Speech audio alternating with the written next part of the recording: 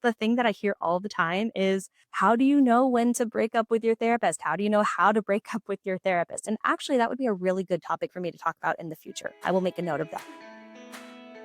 Hey, friends, welcome back to the Millennial Mama Memo podcast, a weekly memo from your favorite Millennial Mama therapist. I'm Lauren, a late diagnosed ADHDer, mom of two, licensed therapist, and founder of Millennial Mama Therapy. I built the Millennial Mama universe for moms just like me who are figuring out who they are on the other side of becoming a mom. I work with moms all throughout California, and I also host 2 free virtual support groups for moms everywhere. If you're new here, hi, I'm so glad that you found me. And if you're a regular, welcome back. Let's get into it. All right, let's get things started with the Millennial Mama Mix, which is a little bit of everything on my radar as a millennial mom and person. And the first thing that's on my mind these days is the fact that it's Christmas in July. Just kidding. But Christmas is only 5 months away.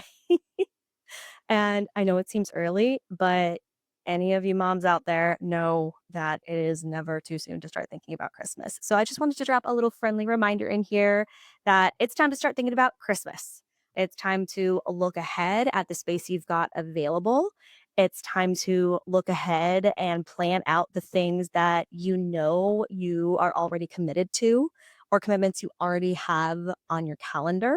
And my business coach, Tracy, she talks about looking at your cupboard space. You kind of need to clear everything out of your cupboard in order to see the space you've got, and then intentionally, mindfully put back in only the things that you want to keep. So I want you to do that with your holiday calendar. And honestly, it's not just Christmas we need to be thinking about.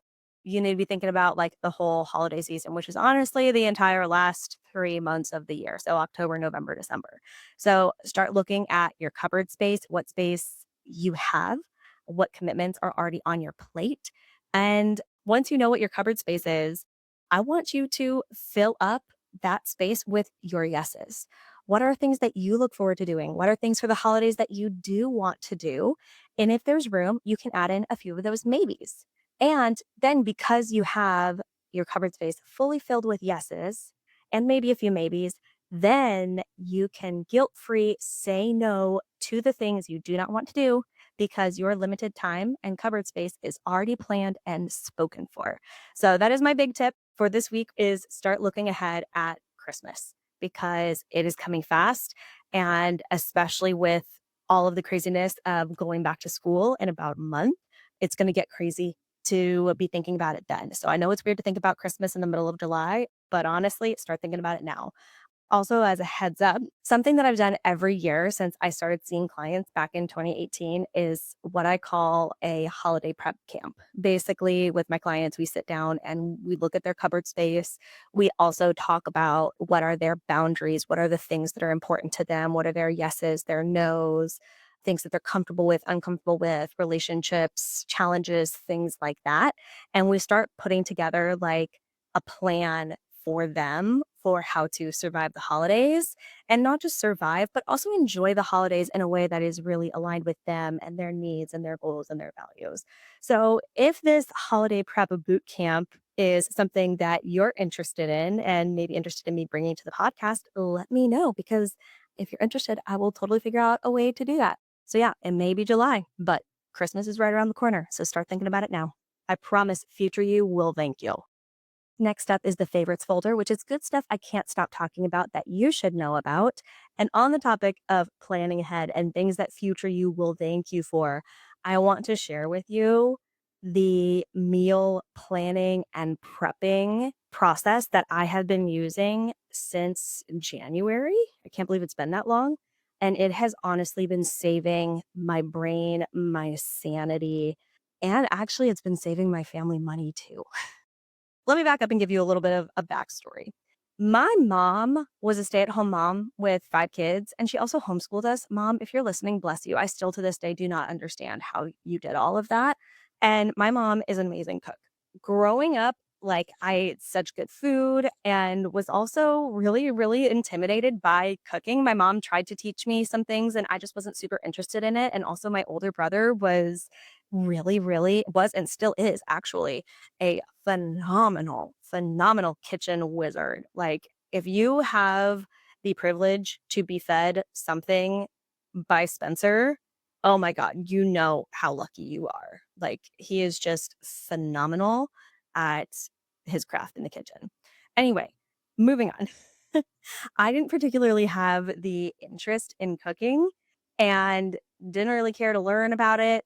And then suddenly I found myself as an adult and married, and holy crap, what do I do? So, slowly over time, I began to kind of like figure out my process in the kitchen and stuff like that. And my husband and I had at one point before we had kids did like the whole 30 challenge and things like that. And that was actually really, really a helpful process for learning how to cook and what I liked to cook and, kind of getting my kitchen outfitted with like the things that I needed because, I was young and married and didn't have spatulas and things like that.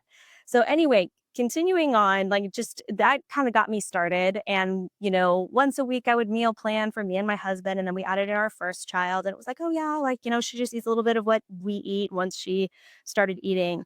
But then once we added in the second child, and like I've shared before, having my second child is when my ADHD really came to the forefront because of all of the additional executive functioning required of my brain. I was also on anti anxiety medication.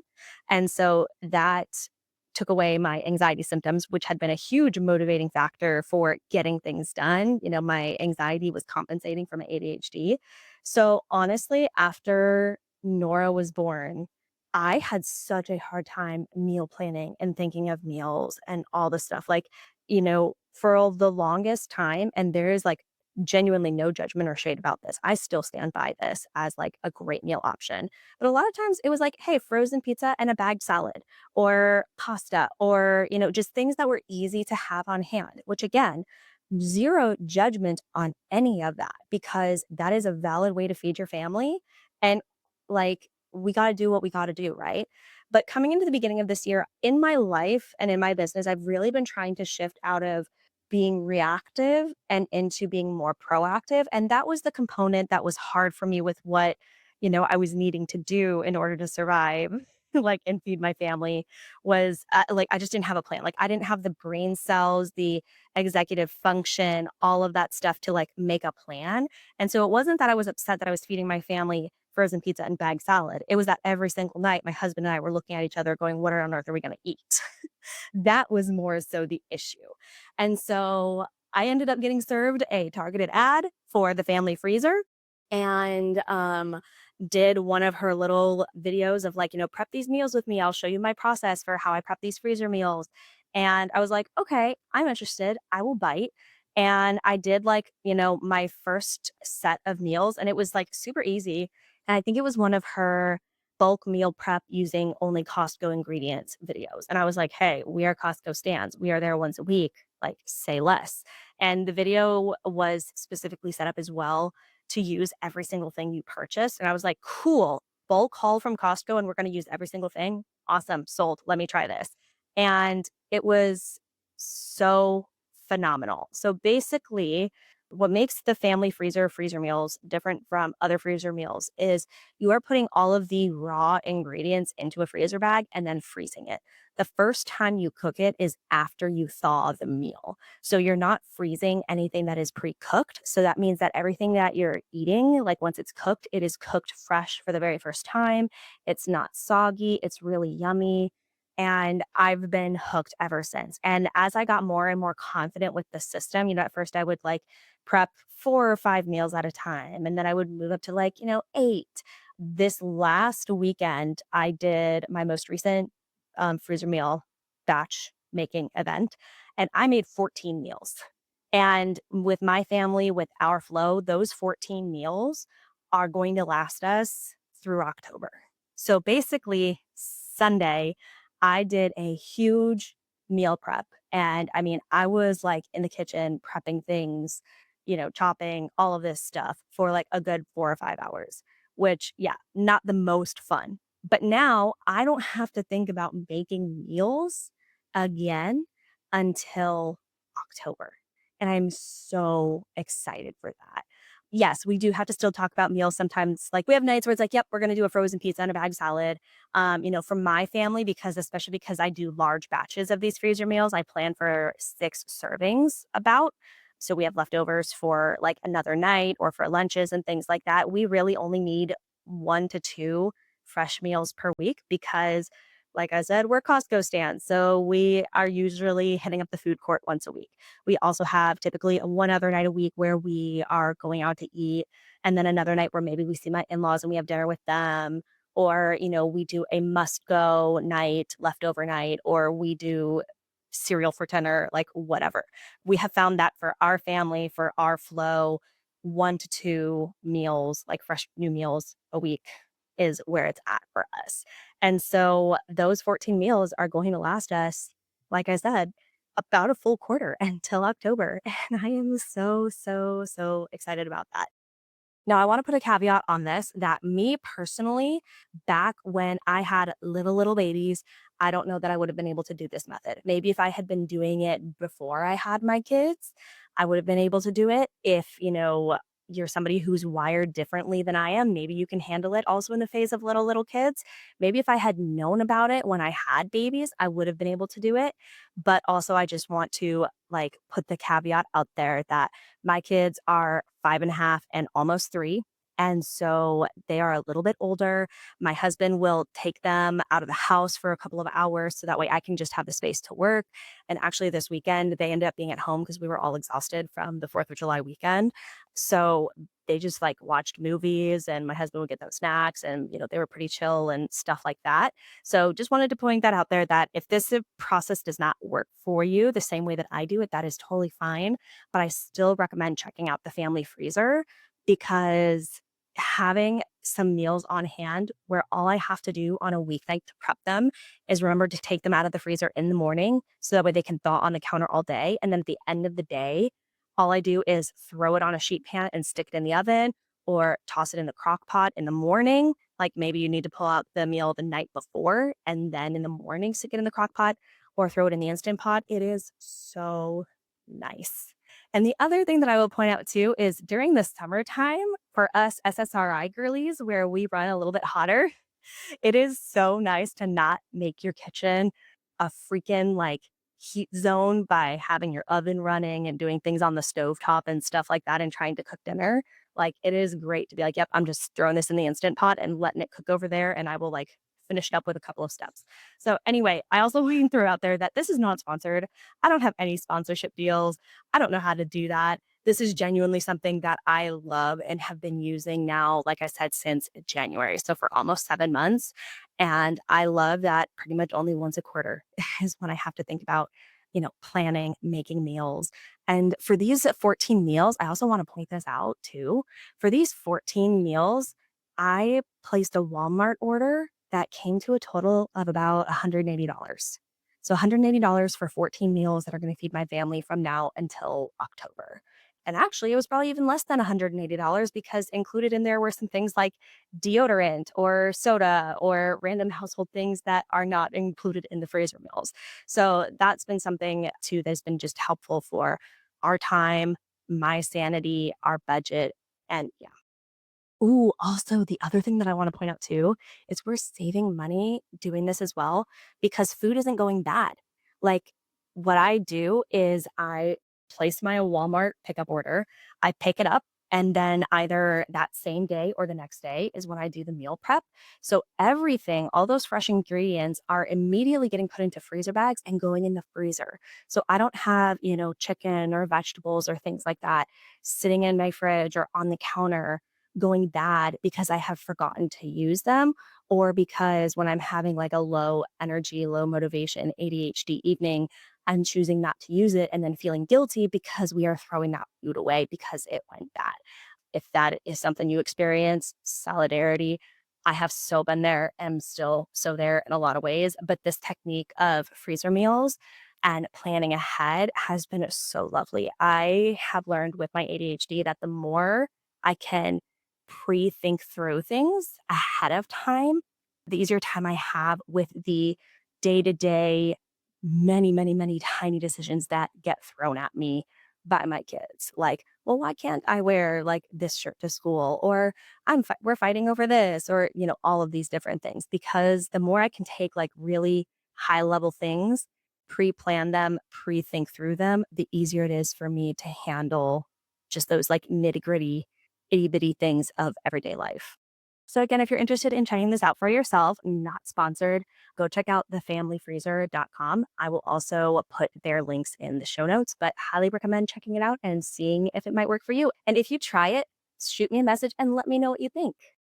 Next up, we have Pink Couch Post-its. These are updates, hot takes, and things worth knowing from the Millennial Mama universe. And you guys, today I want to talk to you about accelerated resolution therapy intensives. And I am so excited about these.